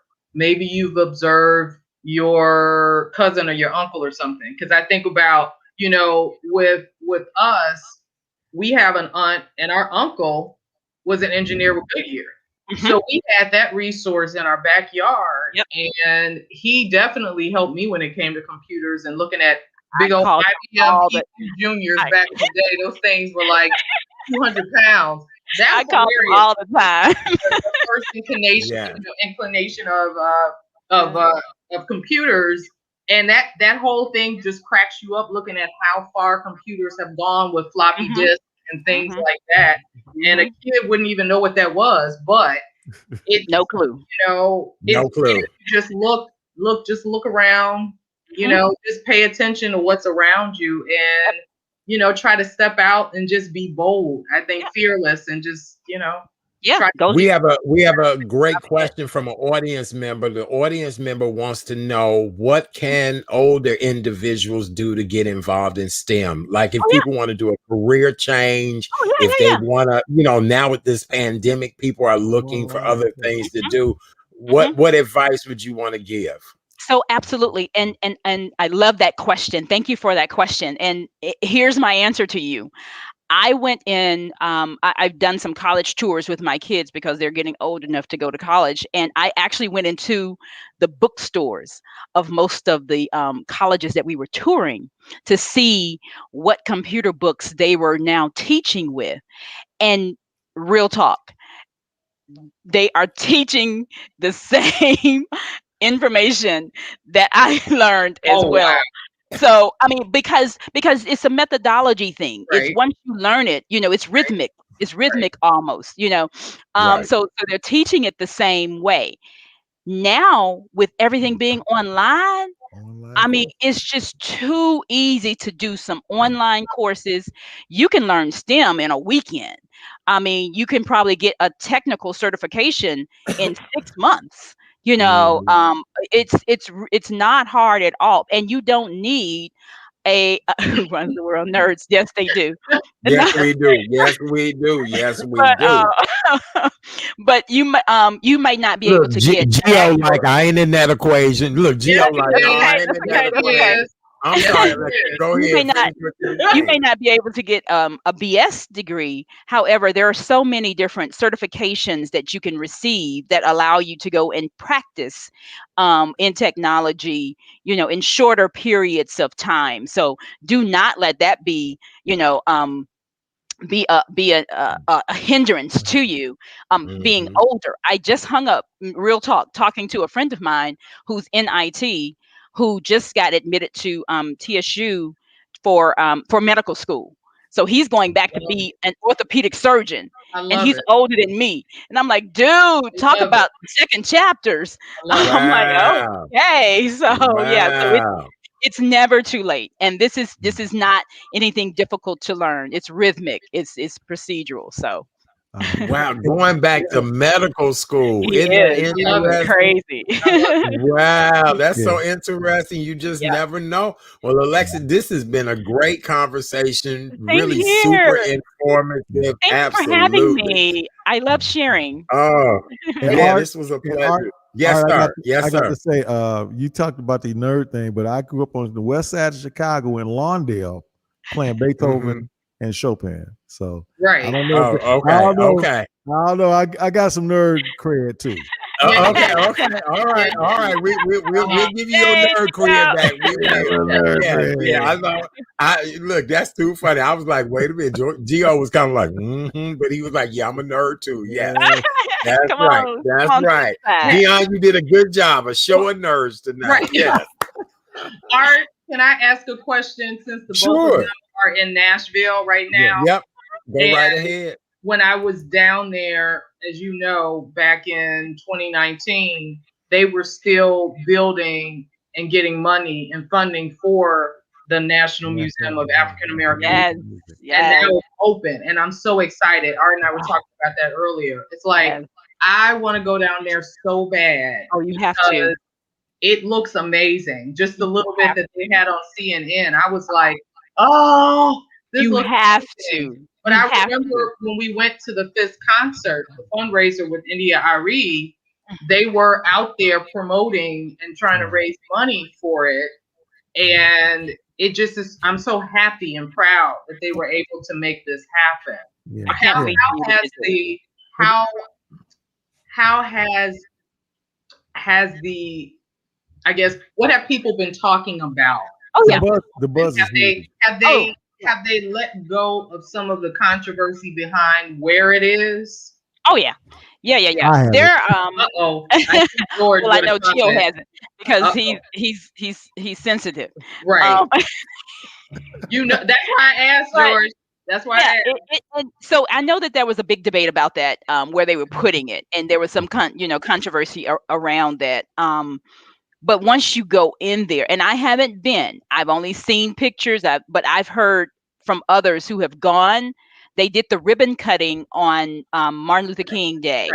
Right. And when I tell you, it's fabulous. If you are any part soul, part R&B, part gospel, part country, whatever, there is something in there for everyone. Matter of fact, there is a friend of coworker was just telling us on our meeting earlier today that he went last weekend, and there are places where you can hear whatever genre of music. There are artifacts in there that you wouldn't believe. Like he was saying, like some of the Louis Armstrong stuff and some of the, Ella Fitzgerald, this and all this. So I'm a big artsy girl and I'm a big historian girl. So, my kids may not want to go, but I'm still getting a family membership and they gonna go. That's right. We all going, and we gonna take this in. But it's fabulous, I hear.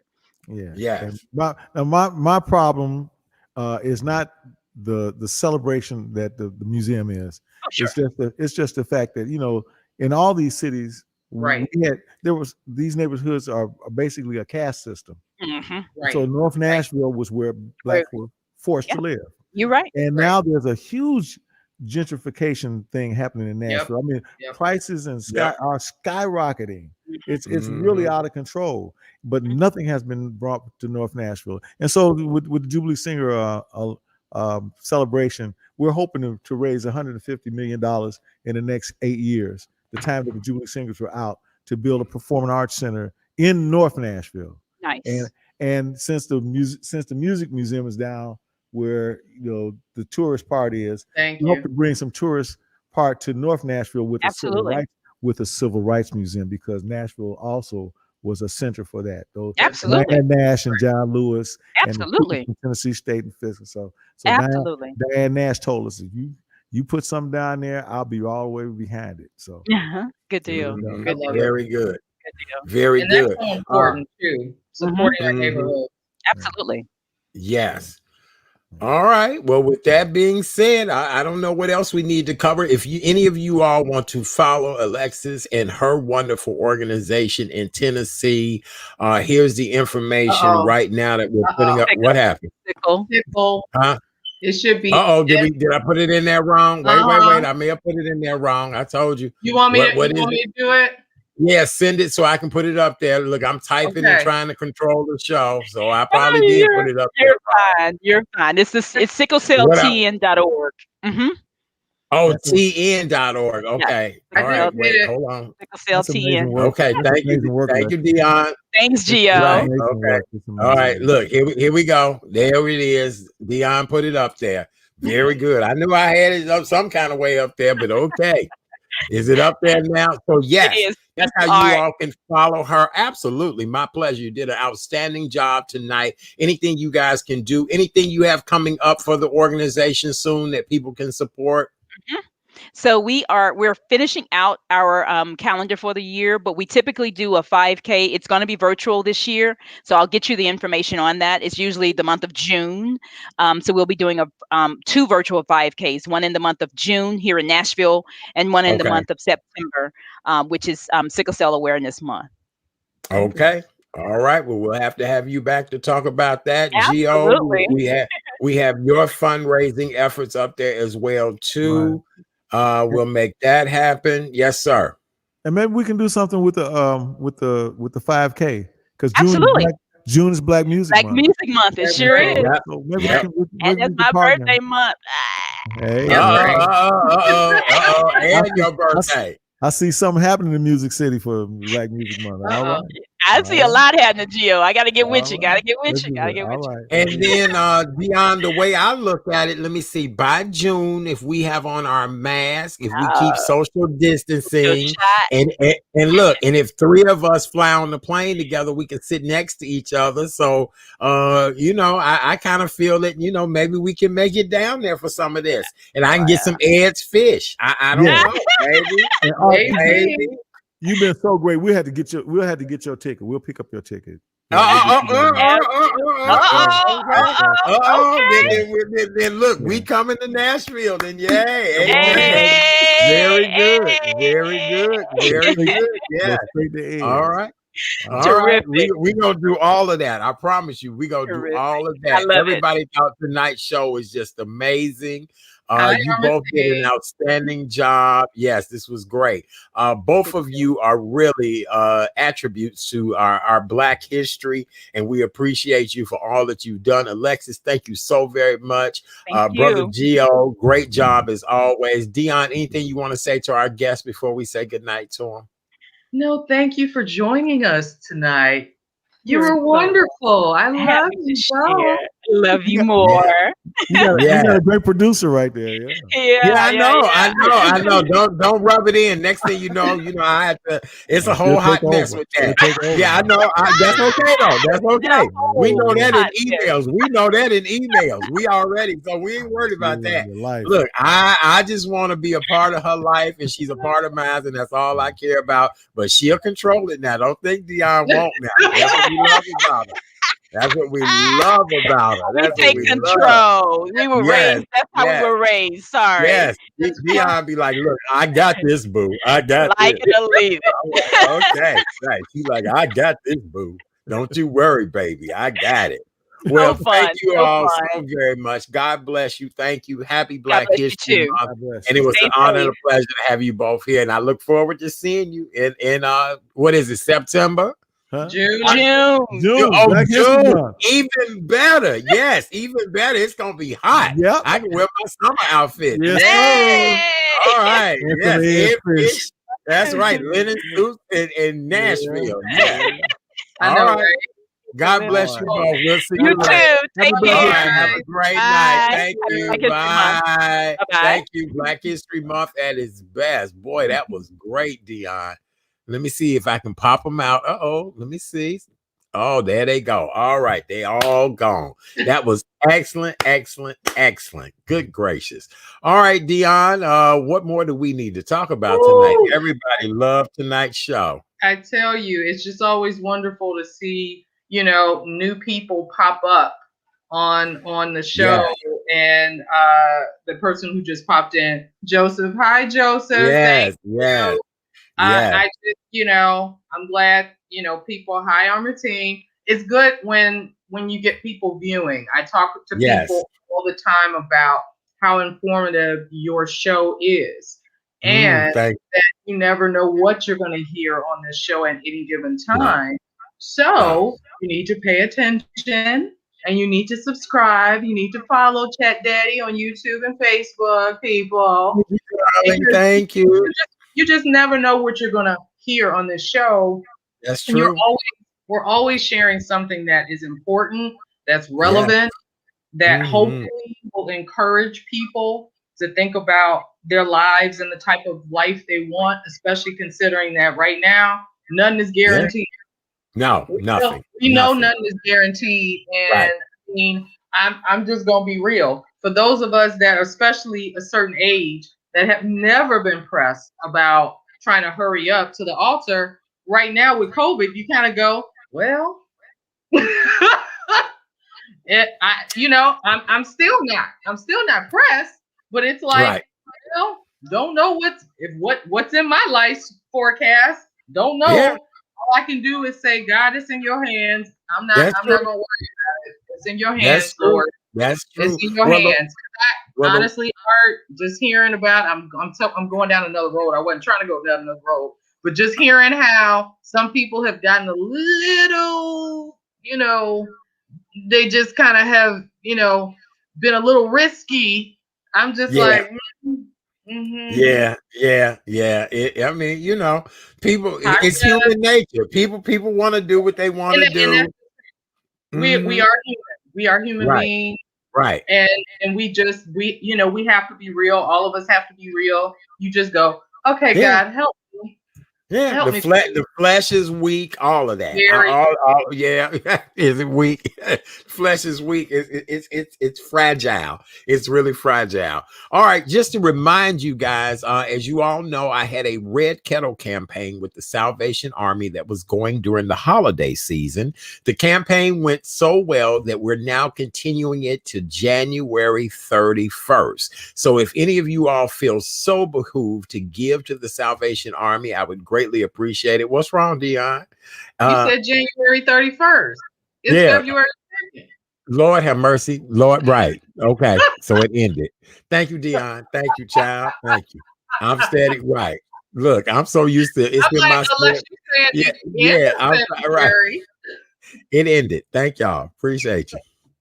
Okay, moving on. A lot. I'm telling you, it's a lot. It's a lot to remember everything that's going on. All right. Well, with that being said, amen. We'll keep moving. What, they can still support Salvation Army at any time, just like they can support my org, IMD Guest House.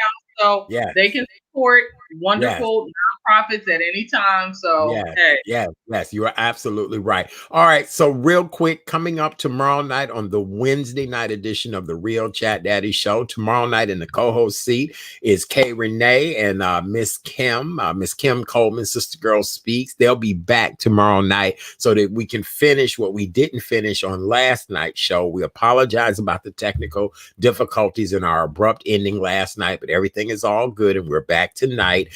Coming up tomorrow night on the show, we will talk about Black fashion. As you guys all know, we as African Americans love to dress and have always loved to dress. And so tomorrow night we'll meet the founder of Black Fashion Week USA, Miss Melody Boykins, and she's released her first Black fashion travel guide book. So her book explains all the places that you can buy from Black designers throughout the country and other Black owned places. So I think that's really good. And then tomorrow night, we have a fitness expert coming by to talk to us. He is the creative director of Fit Music Media, Mr. Tony Hill. He's a veteran health and fitness expert with over 30 years in the business of fitness. And he got some guns on him. Okay. He got some serious guns. And he is a former recording artist. And so tomorrow night we'll meet him and see what he has to offer for us. Working out to music is really the best thing ever. And so it really is. It really is. I like to work out to music. I will have to talk about one night what is our playlist when we work out. Like, former President Obama has a playlist. Everybody, My thing has been, which I love for a fact, every Sunday afternoon, Dion Cole on Instagram. I love Dion Cole's Disco Sunday Fellowship. Yes.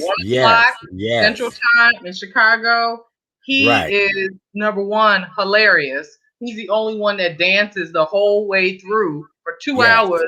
He's dancing while he's playing, but his cuts are fabulous because he has our fabulous chosen few DJs like, Terry Hunter and Alan King and legends like Louis Vega and people sending him tracks and just, oh my gosh, I love that because I get my little workout in, that's been my thing, although, because I know I need to, and I need to do what I need to do to stay healthy. And dancing, I love to dance, and that's what's really getting me going. And this pandemic is dancing. That how we do it? Can you shimmy? Oh yeah. Can you shimmy? Oh, go do your shimmy. Do your shimmy. Do your shimmy. Do your shimmy. Oh, go. And you're doing a smirk with your shimmy. That's right. Do the Earl Flynn. Yay, yay. Oh my God. All right. Well, with that being said, Madam Dion, you always close us out with something so beautiful. I don't know what you'll do tonight. Will you pull a rabbit out of a hat? Will you sing a soliloquy? Will you leave us with some Maya Angelou? What is it? What is it, darling, that you'll bestow on us this evening before we depart thy show? Well, since we were talking about the legends that are the Fisk Jubilee singers, I said maybe I will just sing a little bit, a little bit of like a spiritual, just because that's important as we think about our history. Those are some of my favorite songs, personally. I love spirituals because of the meaning. Yeah. And so I just love them. So let's see. I want Jesus to walk with me. I want Jesus to walk with me. All along this pilgrim journey, I want Jesus to walk with me. And now I'm going to go into wait in the water, wait in the water, children, wait in the water. God's gonna trouble the water. That's enough. Ooh, Lord have mercy. Lord. That was beautiful. That absolutely, look, you deserve a round of applause. Look, and back this way. Right. That was fabulous. That was strong J fabulous. That was good. Thank you, Dion. What a great way to end tonight's show. Boy, oh boy. I feel like I need to go drink me some sweet tea and sit on the porch and fan myself. I really do. My goodness.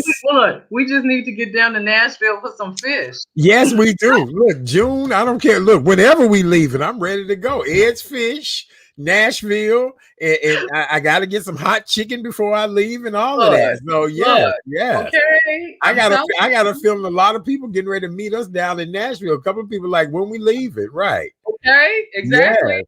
Yeah. Look, with the cheap Southwest fares, although we all got to be careful. That's all right. That's all right. We'll be okay. I know how to fly. Look, Booker T talking about where your tip jar at, Dion. You did sing great. You did. You really did. You did a great job. Well, Dion, please do a plug for our good friends over at IMD House. And then we get ready to get out of here, darling. Yes. Please, for those who want to support worthwhile organizations like mine, IMD Guest House. We provide temporary lodging for those that are seeking treatment at our partner hospitals like Rush, Cook County, Stroger, UI Health, and U Chicago Medicine. So if someone is dealing with cancer or organ transplant, or their child is dealing with a disease and they need to go to Rush to see a specific doctor, or they're a veteran dealing with PTSD or sexual assault trauma, they can come to IMD Guest House and have a safe, affordable place to stay. We don't turn anybody away if you cannot afford to pay. And we try to provide some sense of comfort for you as you're going through what you're going through and the weight of it. We provide comfort. We give you comfort cards, encouraging cards. We give you welcome bags. We give you breakfast bags so that you can release and take some of that weight off of your shoulders. So IMDguesthouse.org. That's where you'll find us. All right, very good. Please support my good friends over at imdguesthouse.org. We just love and appreciate them. Thank you guys so very much for another great show. Don't forget, coming up tomorrow night, Black Fashion and Fitness with fitness guru Mr. Tony Hill. I'm looking forward to that tomorrow night. I'm telling you, well, you can come back anytime now. You know, you can always pop in. You know, you can always pop in. We ain't got no problem with that. And then, you know, I'm sure Mr. Hill would want to come back, you know, again and again. I mean, you know, people that's cut up like that. Yes, you do. You really do. For more information about yours truly, please visit my website, therealchatdaddy.com, therealchatdaddy.com.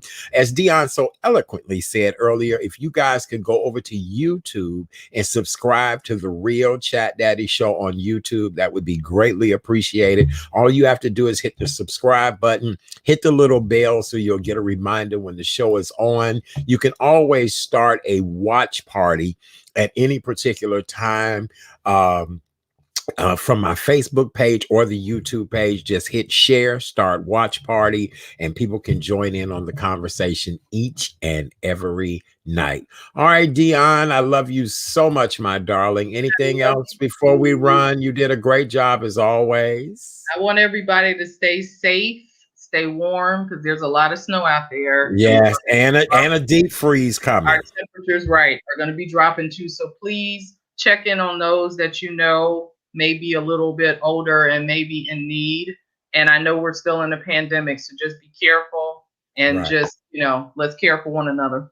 Yes. All right. Well, on behalf of the amazing Miss Dion Nicole Smith, yay, that's her over there, and yours truly, Art Chat Daddy Sims, I just want to say thank you guys so very much. Have a beautiful evening. Stay safe, stay warm. Don't forget to wear your mask, ladies and gentlemen. Please wear your mask. Most important thing that you can do is wear that mask, baby. Wear that mask nice and tight. Fit. Make sure you cover your nose and your mouth. Make sure you wash your hands. That is really important. Soap and water. If you don't have soap and water, good old hand sanitizer will do every time. We're going to be sexy one more time before we leave. We are sexy sanitizers. Look how we do this. Oh, see, Dion doing it with her Caribbean rhythm. I'm doing it with her like, I'm doing that challenge where everybody with that red light on. Oh, yeah. I'm not gonna even go there. In slow motion. I love it. I love it. Yes. Social distance. And most important, if you're not feeling well, keep your ass in the house. Okay. All right. Well, God bless you guys so much. Let's get some comments before we leave. What is everybody saying? Great show. Carolyn Ruff, I miss you, Carolyn. I do. We have to talk. Thank you, Carolyn Ruff. Yes. And as Joseph would say from Cincinnati, and keep your sick ass in the house. Yep. If you're sick, keep your ass in the house. That's right. That's what we say. All right. God bless you all. Have a wonderful night. Thank you for joining us. And we'll see you tomorrow night at 7 p.m. Be well, my friends. We're out of here. Bye.